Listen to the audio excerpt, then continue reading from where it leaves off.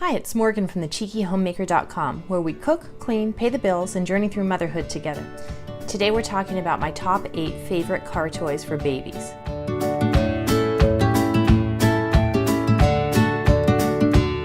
Now, when you have a little one and they're in the rear-facing car seat, they don't have a lot of entertainment. So these are some things that you may already have around your home. Maybe you haven't thought about bringing them to the car. These are some of me and my girls' favorite things to have to keep the little ones happy when they're riding. So the first thing is baby dolls. But here we have baby Stella, who she's actually called baby Stella. And this one is a Hasbro doll that we call baby Amy. She comes with a little bottle. Baby Stella comes with a little magnetic pacifier. She's pretty cool. Anyway, my girls really love these. My 10-month-old is so excited as soon as she gets in the car. It's almost like they kind of have somebody with them, a little doll to interact with. So it's really cute and they're really fun for them in the car. The next thing on the list is teethers. Now, these are not just for when they're teething. My little one likes to bang these on everything. She likes to chew on them, slobber on them, scream at them. But another thing is one of the developmental milestones is when their hands start working together. It's really great for them to have something like this they can bang together. Now, what makes teethers more special than a lot of other items is as long as you've examined them and there's no damage to them, they're designed to be safe for babies to put in their mouth. So there's not a whole lot you need to worry about while you're driving and not able to supervise that closely. So we have Sophie la Girafe, the small one, not the larger squeaky one. This one's a rubber teether. This little Lollipop is a silicone teether, and I love both of these. This one's really cute when she's chewing on it. It looks like she's sucking on a lollipop. So I'll link everything below that I'm mentioning if I can find it, so that if you're interested in any of the specific items, you can find them, but any teethers you have at home will totally work. The next category is blankets and loveys. Now, the same risks apply to an unsupervised baby with a blanket in the crib as they would to a car seat. So you want to make sure that it's not a thick blanket, it's not something that's going to impede breathing in any way. Of course, use your judgment for that. I personally, once my babies are really good at playing peekaboo, I feel like they have the upper body strength and the know-how and the control to move a blanket off of their face. But then that tells me that they're big enough that they can probably manage having a blanket. And of course, I do have the mirror that looks into the rearview mirror, so I can kind of see what's going on, or big sister can let me know, that kind of thing. But so my favorite for the car, not for warmth, but for just playing with, are these muslin blankets. Now, these are very much similar to the 8-in and an eye blankets that are so popular, but they are, I would guess, probably at least half the price. So when I got pregnant with baby number 2, this was one of the first items I put on my registry. These guys are huge, and they're soft, and they're breathable. They're great to have in the car as a car toy, because then if baby falls asleep and you need to cover them when you're putting them in the stroller, it's great for that. But as soon as I hand this to my little one, she grabs it and squeezes it, and she just giggles and kicks her feet, and she loves playing with it. She puts it in her mouth, she plays peekaboo with it. A close second to these blankets would be Loveys. We have this Lovey duck, and we also have a Lovey mouse. We have had these since my first daughter was a baby. They weren't favorites like I thought they would be. They're made to be security blankets, and they never quite drew either of the girls in like I thought they might. But they are really nice and convenient to have in the car, and they do have a similar draw as the blankets do. If I don't have a blanket, this is a close second. You can never have too many blankets around with babies, right? All right, so the next category, I'm not sure how you're going to feel about it, it's noisemakers. So this is a Rattle. This is a Rattle with the little crinkly wings. Now, hear me out on this one.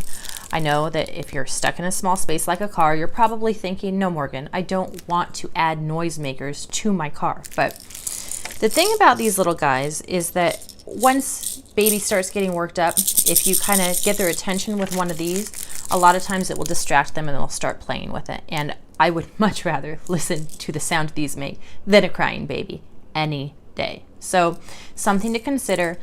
This little Bright Starts Rattle we've had since my first was a baby, and it was one of the first toys she was able to actually grasp in her hand. Now, the next item, I have to tell you, this is one of my personal favorite items for me. Each of the girls have one, and I steal these all the time. So they're called Warmies, and they are stuffed animals that you heat in the microwave. So you throw them in for a minute or sometimes more. You have to read the directions for your microwave. But you toss them in the microwave and they come out warm, not scalding hot, but nice and cozy and warm to the touch, and they stay warm for a really long time. So they smell amazing. They smell like lavender. So this one's the penguin, this one's the lamb. And what I tend to do, I will pop these guys in the microwave and then go out and throw them in the car seats, start the car. And that way when I put the girls in the seats, they're not coming into contact with that cold seat. And then after I buckle them up, I put this little guy on their lap, and then I'll cover them with a blanket if it's extra cold out that morning. And so now they have a little snuggly buddy that's keeping them warm under that blanket. And then if we're going in the stroller, I transfer them to the stroller with them. They love them even when they're not heated, but gosh, when they're heated, they're just absolutely amazing. So they're called Warmies. Again, I'll link these below, but I love these. I sent one to my goddaughter this Christmas. These are one of my favorite things in the world. Okay, now this one I think might be kind of an obvious one. It's musical toys. So this little guy this brand is Sassy, and it's got a bunch of different textures on it. And when you push the buttons, we have sound effects and they play songs. We also have one by Baby Einstein that I can't find right now because it is so well loved that it has disappeared.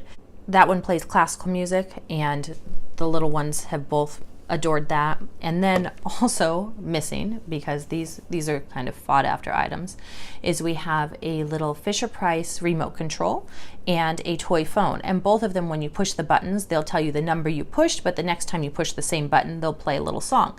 So those give a little bit of starting to get a little familiarity with numbers, but also they play music. And the music, I think, is the important part, because that's what keeps my little ones entertained. So these little music players are great for the car. They're really easy to take along. Next one kind of falls under the Rattle category, but it's just kind of like a step up from a Rattle. So it's this little Rainmaker toy. So it's full of these little beads, and then the different layers have holes in them. So when you turn it,